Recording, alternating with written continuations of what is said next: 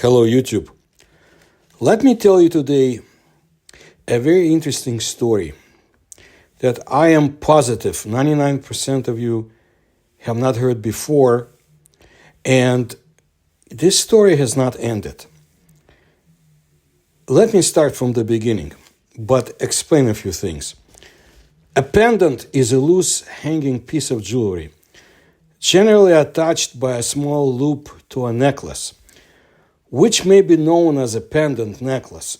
A pendant earring is an earring with a piece hanging down.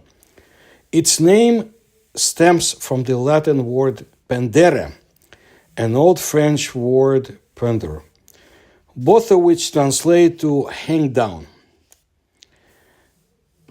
The small pink stone I'll tell you about has no jewelry value.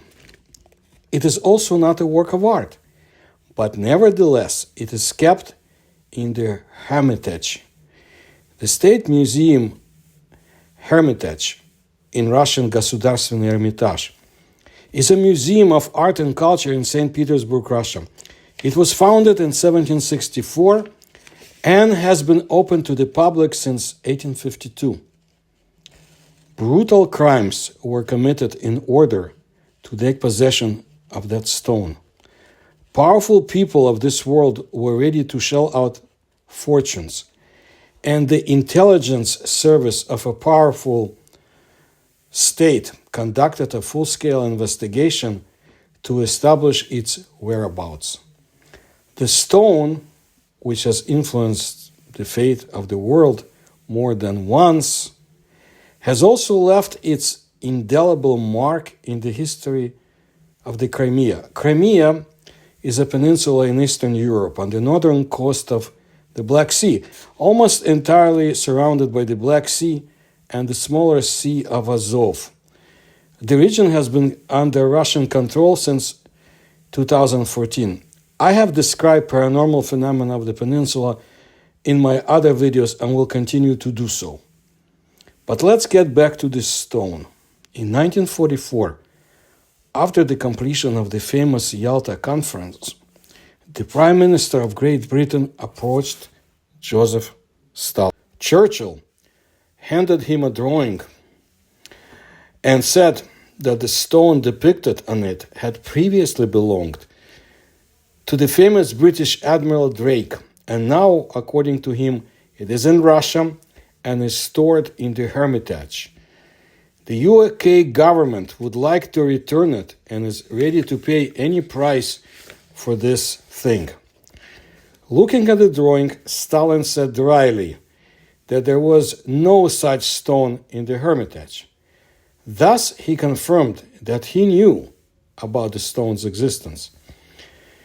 This conversation was preceded by a secret meeting between Winston Churchill and Lord Louis Mountbatten, the cousin of the King of Great Britain, a major military commander who supervised at the time the secret UFO surveillance center and the investigation of British intelligence on anomalous phenomena, according to the Russians.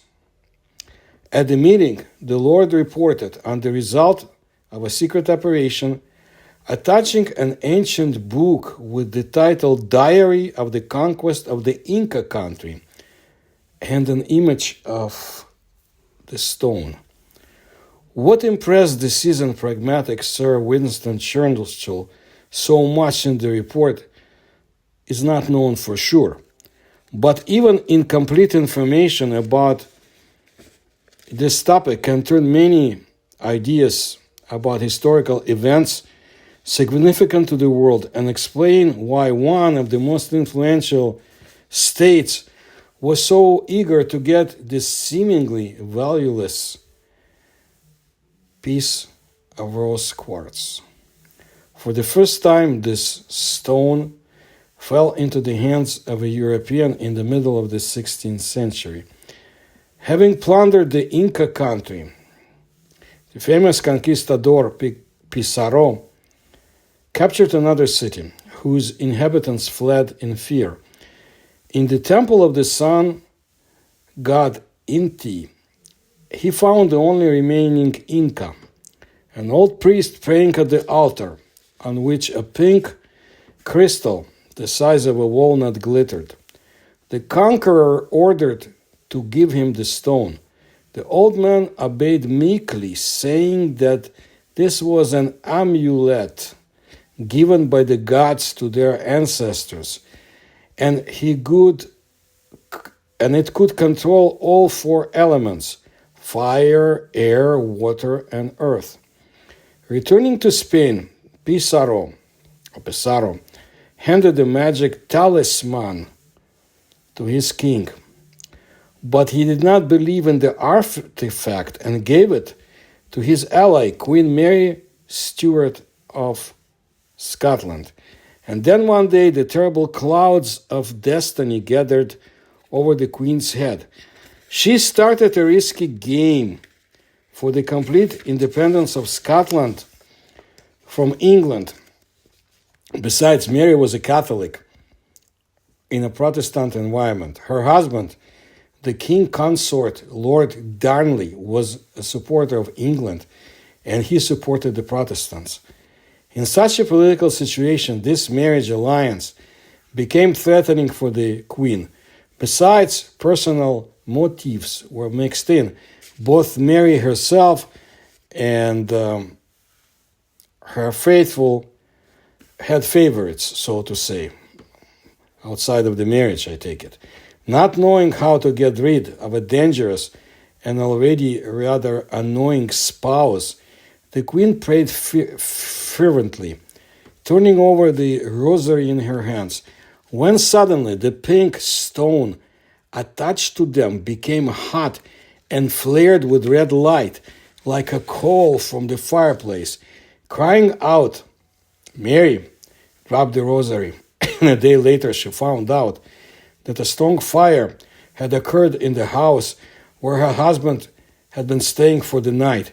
Inexplicably, the fire instantly engulfed the bedroom in which he was staying. The next morning, his mutilated body was found in the coals. So the stone first manifested its powers in Europe. A few years later, the power of the English crown was finally established over Scotland. Mary was deprived of everything and imprisoned in a monastery. The only thing that the captive queen prayed for was to return her rosary beads. The request was fulfilled, but the stone on the rosary was no longer there. The prisoner of the monastery continued her struggle for power from imprisonment, but having lost the mystical protection of the talisman, she ended her life on the executioner's block. And in the hands of Queen Elizabeth I of England, along with the conquered Scotland, this mysterious amulet fell into her hands. Difficult times soon came for England. Elizabeth I saw nothing wrong with the looting of Spanish ships and generously distributed royal patents to English pirates, thereby replenishing the treasury. Spain, fighting for supremacy at sea and tired of the constant looting of its merchant ships by English corsairs, pirates, created the most powerful military fleet in history, calling it the Invincible Armada. The fleet consisted of more than 130 galleons of hitherto unprecedented size, real floating fortresses at that time. To protect against the Armada relentlessly approaching the shores of England, the Queen appointed a former pirate, and now Admiral Francis Drake, as commander-in-chief of her fleet. At that time, only a few dozen ships at his disposal, and inferior in combat capabilities to the Spanish. To raise the spirits of the admiral and the sailors, Elizabeth boarded the Golden Deer, Drake's flagship, and presented the admiral with the pink Mary Stuart stone. The naval commander knew that the task assigned to him was tantamount to suicide, and his crew understood this, encouraging him and the rest to take the best ships and flee to the Caribbean in order to resume their usual craft, piracy. But the admiral, he hesitated, skillfully evading the inevitable battle. He did not take steps to escape either. Having taken refuge with the fleet in a sheltered bay, the admiral locked himself in his cabin, indulging in heavy thoughts. Suddenly, he heard a soft whistle, reminiscent of the sound of the wind. The sound came from the stone given to him by the queen, and the stone turned gray. And in the morning, a strong storm, uncharacteristic for this time of year, suddenly struck, which in a matter of hours smashed the invincible armada against the coastal reefs. Less than half of the ships were saved. Spain could not recover from this blow, and England became the mistress of the seas and the richest colonial power. Thus, the mysterious amulet, or good luck charm, changed the course of world history. Drake got the glory of a great triumphant, and he never parted with the stone and wore it on his chest as a pendant. One day, the admiral's less fortunate brother, Thomas, after getting Francis drunk in a tavern, began to persuade him to give the talisman to Thomas, but his brother only laughed it off. And when the admiral fell asleep at the table, his brother decided to commit a crime and stole the amulet. But he didn't manage to get far with the stone. Just a few minutes later, he was overtaken by the Danish, a German, adventurer and pirate Carsten Roda, who was secretly watching what was happening in the tavern. An experienced killer finished off the inexperienced Thomas in a matter of seconds and took possession of the cherished talisman. At the end of the 19th century, Russian researchers working in the Danish Royal Archive discovered documents dating back to the reign of Ivan the Terrible, as the Russian king, or Tsar, is known in the West. Russian and Danish translations turned out to be part of the diplomatic correspondence between the Russian and Danish courts on the so-called case of Carsten Roda, admiral of the Muscovite pirates, operating in the Baltic in the 16th century. At that time, the Baltic Sea was the scene of a fierce struggle between several powers fighting to establish their control over the trade routes connecting the Baltic ports. Polish, Lithuanian, and Spanish and Swedish corsairs intercepted Danish and Hanseatic merchant ships bound for Rugodiv, or Narva, that's called, in Russia, and other ports that belonged to the Russian crown at that time. Lubeck merchants alone suffered a loss of more than 100,000 thalers from the sea robbery. In response, the Danes, comrades, themselves attacked the ships of the Swedes and their allies.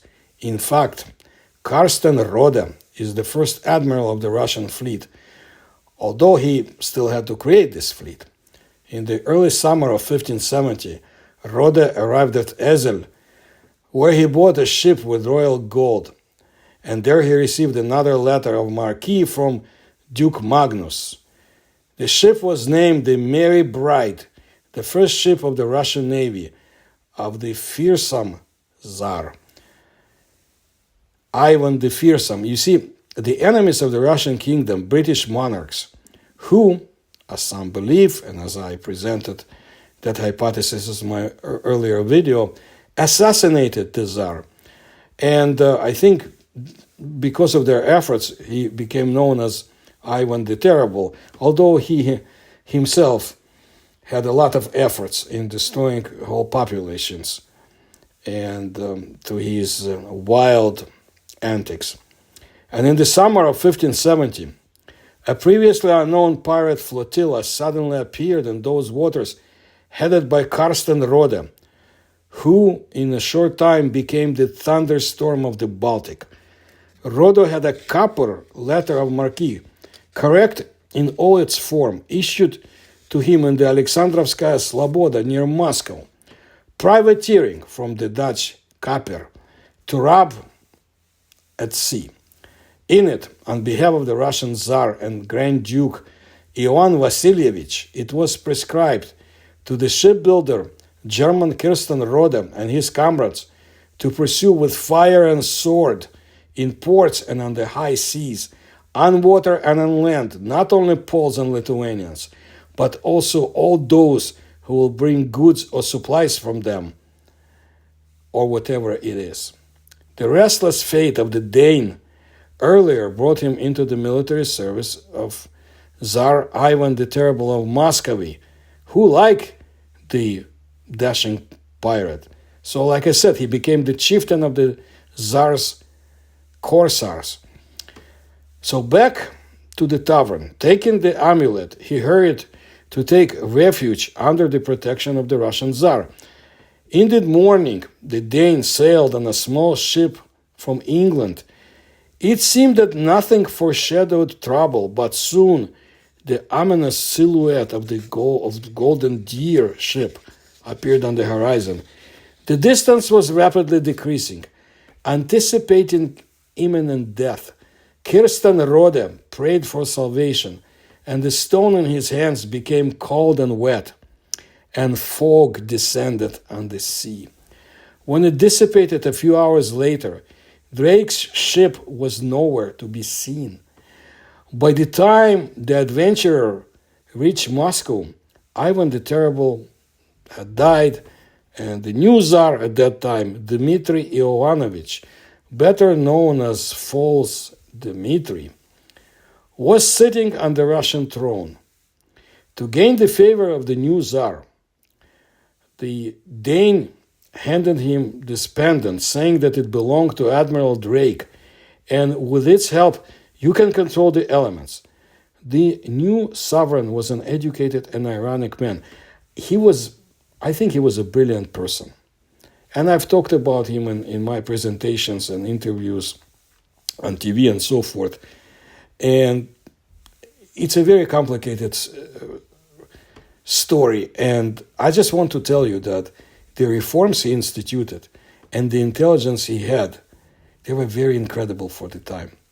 Anyway, so the new sovereign picking up a stone, raised it over his head and exclaimed, "Let it rain." So nothing happened. The king, the Tsar, laughed and said, "Well, you see, but thank you for the gift." So the amulet, the talisman, the good luck charm, or call it what you want, disappeared for 200 years into the treasury of the Russian Tsars. Empress Catherine II, Ekaterina Velikaya, as we say, brought the stone back to the wide world. The empress, sorting through the jewelry, noticed an unusual decoration, a pendant with a golden overlay. It depicted the planet Earth, a ship, and commemorative inscription, Friend Drake York, A. 1590. Since then, the pink stone had been called the Drake Pendant, after Russia's victory over Turkey. As a sign of special respect, the Empress handed over the pendant to General Suvorov, who distinguished himself in the war. Handing over a valuable present, she said, "This pendant belonged to Elizabeth's commander-in-chief, Admiral Francis Drake. He put the honor of the Queen and the state above all else. We're confident in your devotion to the court and the motherland. Let this decoration be a symbol of loyalty." The commander accepted such a wonderful gift with dignity and began to wear it on the hilt of his sword. After Empress Catherine, Pavel I ascended the Russian throne and soon got involved in the war with Italy. Having awarded Suvorov the rank of field marshal, He set him the task of connecting with the Allied forces by crossing the Alps. During this campaign, Russian soldiers, unaccustomed to the mountains, without maps and guides, faced great difficulties. When their strength was already at its limit, the path was blocked by an impassable mountain range. While Suvorov realized that they were lost and the army had no chance to get out, entering his tent in desperation, he said that he was not worthy to be the commander-in-chief and threw away his sword. A moment later, the commander heard a strange sound and saw that the stone attached to the sword was vibrating. The earthquake that took place after that was terrible and short. The ill-fated spur collapsed into many stones, and behind it was a saving pass. After descending from the mountains, the Russian troops conducted a series of brilliant operations. For this feat, Pavel I awarded Suvorov the title of Generalissimo, and he in turn returned from the campaign, handed the pendant to King Pavel, saying that loyalty and honor were always above all for him. Pavel, the Russian Tsar, took the decoration lightly and attached stone to the handle of a vase which was located on the stairs of the Winter Palace. So for a long time, the pink decoration turned out to be forgotten again and unnecessary to anyone. By the way, the Winter Palace is a palace in St. Petersburg that served as the official residence of the House of Romanov previous emperors from 1732 to 1917. Well, the palace and its precincts now house the Hermitage Museum I told you about before. And then it was October of 1812. The invincible 500,000 army of Napoleon, who invaded Russia, already owned Moscow. News came from the front, one more alarming than the other. Emperor Alexander I of Russia, overcome with heavy feelings, was walking down the grand staircase of the palace and accidentally touched a vase decorating it. The emperor saw a glittering pendant in the fragments of ceramics and picked it up. In the emperor's hands, the pink stone became cold and covered with frost. A few days later, cold winds blew unusually early, and already in the middle of October, a fierce winter set in. Lightly dressed French soldiers could not withstand such frost and began to retreat the onslaught of Field Marshal Kutuzov's Russian army.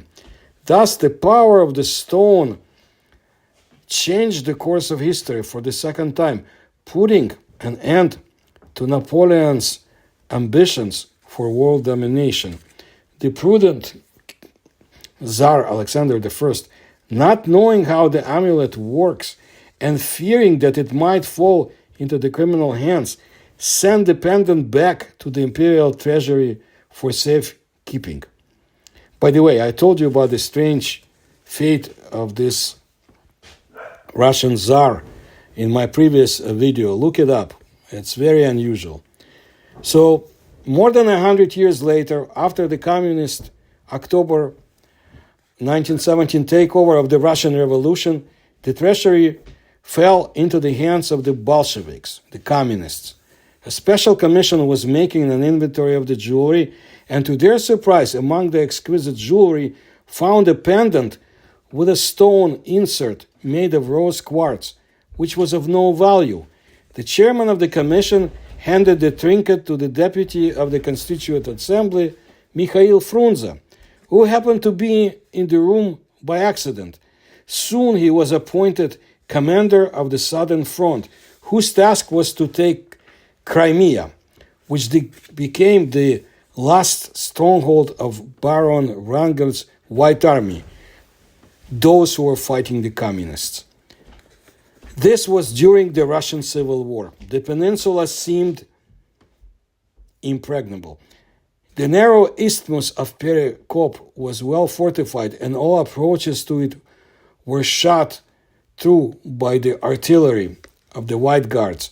The water in the Sivas Bay was deep, and it was not possible to cross it. The siege could drag on for many months.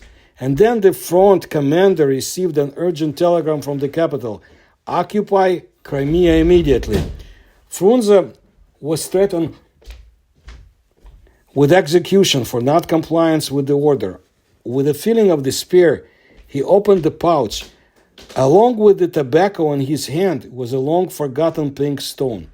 On Frunze's palm, the stone darkened and became covered with large drops of water. The next day, a strong wind blew and drove the water out of the sea wash into the sea. At night, taking the advantage of the situation, Frunze gave the order to force the bay, and the Red Army, crossing in chest-deep icy water, went to the rear of the White Guards and dealt a crushing blow. Soon the Crimea was taken. So the stone showed its sinister side, letting them win. Frunze returned to Moscow victorious and was appointed to the post of the People's Commissar for Military and Naval Affairs. In the modern sense, he was Minister of Defense. When he talked about the strange incident with the stone, his Communist Party colleagues only laughed. No one believed him. But Stalin, who had a special attitude to mysticism, took the story seriously. You can look up my videos about Stalin's interest in such matters. After some time, Frunze developed a stomach ulcer, and during the operation, which was not considered difficult even then, he died. Disturbing rumors began to spread that the People's Commissar was killed by doctors under pressure from Stalin. And the pendant suddenly ended up in the storage in the Hermitage. So, in one of the largest museums in the world, a strange exhibit appeared, a pendant that does not represent any jewelry or artistic value. So, what is the mystery of the famous stone? Some assign it mystical powers and call it a magical amulet. Others believe that the power of the artifact lies in the technologies of higher civilizations that inhabited the earth in ancient times, which is still inaccessible to us. Some prescribe an alien extraterrestrial origin for the stone. Some just don't believe in what I told you. It's all a mystery. But as you know, everything secret becomes clear one day, and only an impartial time will give accurate answers to all the questions posed. But I'm thinking, what if the current government in Russia decides, or has decided, to investigate the pendant's powers? This is what I wanted to tell you today, and from time to time, I bring you interesting and somewhat out of this world stories from the Russian history. And I think you will find them fascinating, as I do. And I'll tell you more. So if you like my research, please support me through the links you'll find in the description to this video. Please tell others about my work. Please like my videos. Thank you for your attention to my work.